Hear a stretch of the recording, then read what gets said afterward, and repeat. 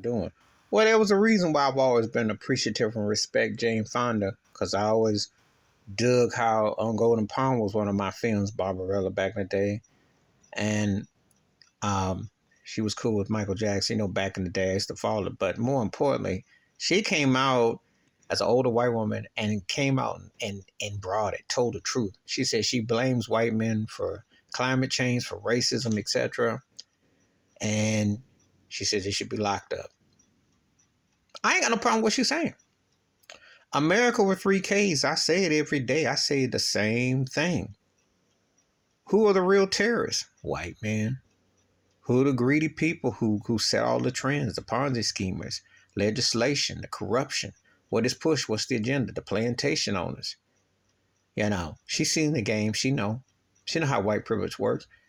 She ain't never been no Karen. She's never stated others. It is. This whole thing with the debt ceiling, which is a joke. Two old white boys back to back after Obama. That's the best that this racist country can do between Trump and Biden. And then they got some puppet bigot DeSantis coming along deck.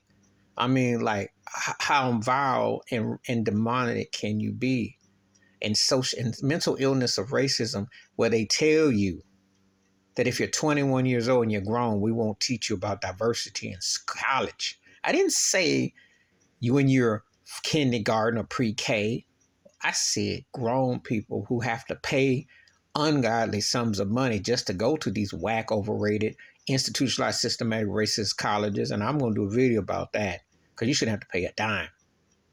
They should be paying you to go, especially if you're black. Harvard, Ivy League, all that. They should pay black folks to go to their racist, stuck in the past, pledge sorority and all that garbage to go. All them schools. So when she talks about the climate change and all that, who is controlling the narrative? Who promotes the gas and the promotion? Who's pushing all this agenda for wars? Who's pushing all this? White men.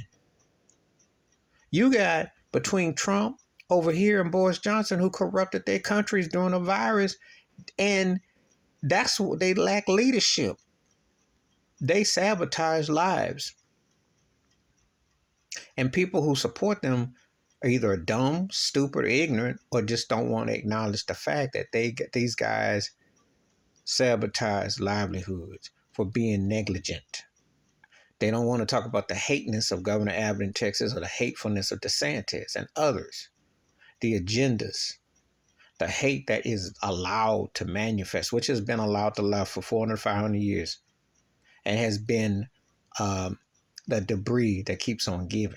Systematic institutionalized racism, which controls jails, prisons, etc. They legislate and live off the forefathers who were slave masters, and they're trying to promote the same agenda. She is 110% correct. And I will listen to what she has said about this, because she's one of the few white women and one of the few white people that actually tells the truth. One of the very few tell the truth in America with three Ks. Very few. Because if they were to tell the truth about their privilege and decision and how it really is, best believe, I would hope that black folk wake up and come together. I would hope that the people who are non-black would stop trying to assimilate with the evil devils that get to perpetrate the evilness, because it is not healthy. Please hit like, subscribe, welcome thoughts, comments, and I do respond. Wash your hands, keep your mind clear, watch out for another. Share it if you want to. And I'm before a disclaimer. I'm not saying all white folks is racist, but the majority of them are. Majority of them don't really want to tell the truth about the institution of systematic racism, and they live with that